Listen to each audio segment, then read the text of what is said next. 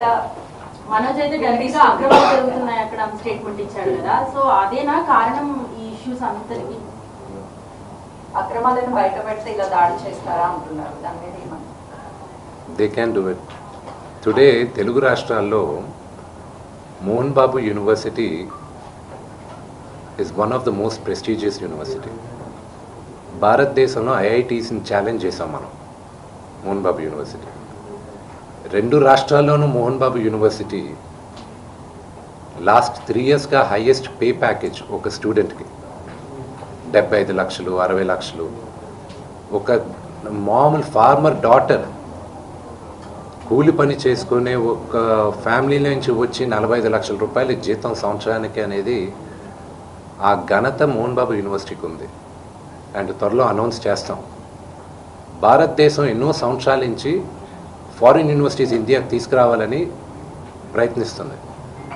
ఇండియాలోనే first university Mohan Babu university అవుతుంది. Penn State యూనివర్సిటీతో ఇండియాకి తీసుకురావడం. And they are rank number 50 in the world. So ఆ ఘనత మోహన్ బాబు యూనివర్సిటీకి ఉంది. And of course we are govern by laws, everything. It's an open book. You know, they can come. And another one great thing is that ఒక student female male రేషియోలో ఎప్పుడు female ratio 30 to 35% ఉంటుంది. ఆర్గనైజేషన్స్లో కానీ education ఇన్స్టిట్యూషన్స్లో కానీ ఎక్కడైనా. మోహన్ బాబు యూనివర్సిటీలో 53% women ఉన్నారు, girl child. దానికి ఒకే ఒక reason, because chancellor Mohan Babu గారిని నమ్మి, ఆయన క్రమశిక్షణని నమ్మి తల్లిదండ్రులు అక్కడ చేర్పిస్తున్నారు. సో అది మాకు దేవాలయం, యూనో, అది మా గుడి. గుడి గురించి తప్పుగా మాట్లాడితే అది దట్స్ నాట్ రైట్. రెండు వైపుల నుంచి ఎఫ్ఐఆర్ తమ్ముడైతే నాన్నకు పోలీసులు సపోర్ట్ చేస్తున్నారు, నానైతికంగా రాజకీయ నాయకుడు ఒత్తిళ్ల మీద పోలీసులు పనిచేస్తున్నారు. ఈ సమస్య పరిష్కారం సార్ లీగల్ ఒక నిమిషం. అది మీరు అన్న దాంట్లో కొంతవరకు సెకండ్ పాయింట్లో న్యాయం ఉంది. అది ఇప్పుడు బయట చెప్పుకోవట్లేదు, ఎందుకంటే అది పొలిటికల్గా ఒక అన్నెసెసరీ ఇది ఉంది.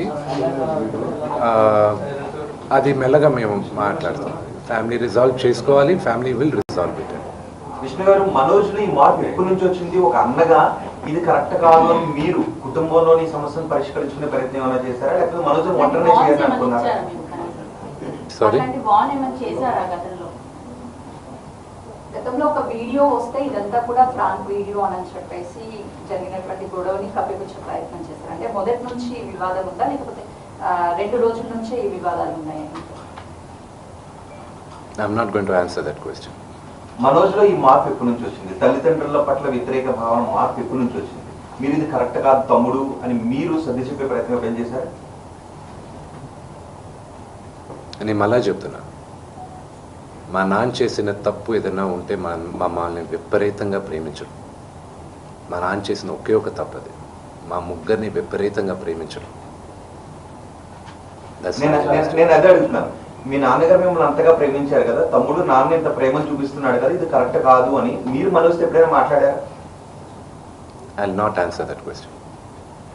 ఇప్పుడు లక్ష్మి ఎప్పుడైనా అలా చేసుకున్నారు? మీరు లక్ష్మి గారు మీరు అందరూ కలిసి కూర్చుని మనం ఒక్కడిగానే ఉందాం బయట? నా పద్ధతి వరకు నేను చెప్తానండి. మా అక్కకి నాకు భేదాభిప్రాయాలు ఉన్నా కూడా ఆ అమ్మాయి నన్ను నోటుకొచ్చినట్టు తిట్టినా కొట్టినా పడతాను. ఓకే, ఎందుకంటే నాకన్నా పెద్దది అక్క అన్న మాటకి. ఓకే, అది తనకి తెలుసు. ఆ వాల్యూ సిస్టంలో పెరిగిన వాడిని నేను. ఆ వాల్యూస్ నాకున్నాయి, అంతే. సార్, నేను జరిగిన సంఘటన పట్ల ఇలా మీడియా సంఘాలన్నీ కూడా ఫిలిం ఛానల్ దగ్గర ధర్నా చేస్తున్నారు. దీన్ని ప్రొటెక్ట్ చేస్తున్న పరిస్థితి ఉంది. ఇప్పుడు మీడియాకి మీరు ఏం చెప్తారు? అంటే మా చూసిన ముందట మొత్తం అన్ని సంఘాలు కూడా చేస్తున్నారు. కొంత కోపంతో ఉన్న పరిస్థితి ఉంది. అంటే జరిగిపోయిన సంఘటన అది ఎవరికి కూడా మంచిది కాదు. కాబట్టి మీరేం చెప్తారు? మీ నుంచి మళ్ళీ నేను ముందు చెప్పేది ఏంటంటే, మీడియాకి నా ప్రేయర్ ఒకటే. యూనో, అది జరిగింది ఉద్దేశపూర్వకంగా జరగలేదు. అది you should understand the situation first. అక్కడ టోటల్ వీడియో ఒకసారి చూడండి, మీ మీడియా వాళ్ళే తీసిన వీడియో. ఆయన ఫస్ట్ వచ్చిన సిచ్యువేషన్ చూడండి. ఆయన రిక్వెస్ట్తో చేతులు జోడించి ముందుకు వస్తూ ఉన్నారు. ఆయన ముందు మొహం మీదకి ఎవరో ఒకరు టక్కని మైక్ పెట్టారు. ఆల్రెడీ అక్కడ ఇల్లు గేటు పగలగొట్టి లోపలికి కొంతమంది వస్తే ఆయన యాంగర్లో ముందుకు వస్తున్నాడు, ఎవడు నా ఇంట్లోకి వచ్చింది అని. ఆ ఇంట్లోకి వచ్చినప్పుడు మీ ఇంట్లో కూడా I last you the same question, మీ ఇంటికి కూడా మీ మీడియా వాళ్ళు దూసుకొని వస్తే యూ డోంట్ నో, ఒక 20 మంది 30 మంది బయట వాళ్ళు యూనో గూండాల్లాగా లోపలికి వచ్చి వాళ్ళతో సహా మీడియా వాళ్ళు వస్తే ఎవరు అనుకోవాలి. సో ఆ హీట్ ఆఫ్ ద మూమెంట్లో జరిగిన ఒక చిన్న అన్ఫార్చునేట్ ఇన్సిడెంట్ కానీ ఇన్ని సంవత్సరాల్లో ఎప్పుడైనా మీడియా పైకి ఏదైనా జరిగింది. ఇది 3వ తరం, మీరందరూ కూడా 3వ తరం, the 3rd generation of the 4th generation. మా ఫాదర్తో మీరందరూ తెలిసింది. ఎప్పుడైనా ఇలా జరిగిందా? కానీ ఎప్పుడూ మీడియా, ఎప్పుడు నేను చెప్తున్నా, నీ పుట్టి పెరిగింది ఫిల్మ్ ఇండస్ట్రీలో, ఎప్పుడూ జర్నలిజం ఆ 5-10% హద్దు మీరేది ఎప్పుడూ నేను చూడలేదండి.